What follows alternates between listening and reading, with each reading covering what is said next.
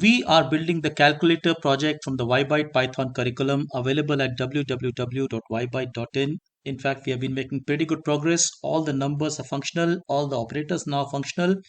Let us now look at the C key, which is the cancel key or the clear key.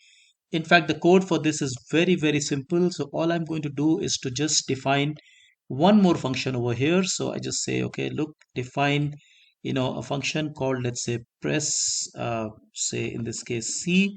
Doesn't need to take in any arguments, and all I need to do really is that I will just empty out the two, labels that I have. So C is like clearing up the whole thing. So, both the expression label as well as the entry label just need to get empty. Now this will make it useful because, that way we can do multiple, let's say back-to-back operations by clicking C.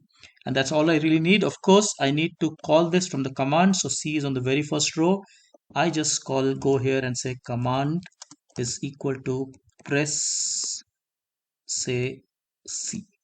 Now, make sure you don't put the brackets here in this case. Also, make sure we don't need the, also notice we do not need the lambda over here because there's only one function that gets called.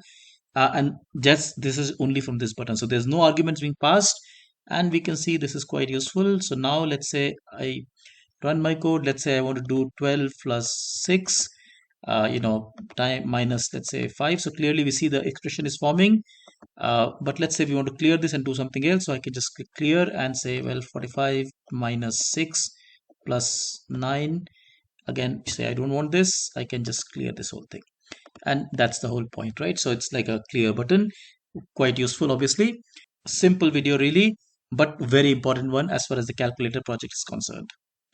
If you think this way of learning, of building activities is fun, it's makes you understand things better, look at our website www.ybyte.in because we have lots of such activities for you. Take care. Thank you so much. Bye bye.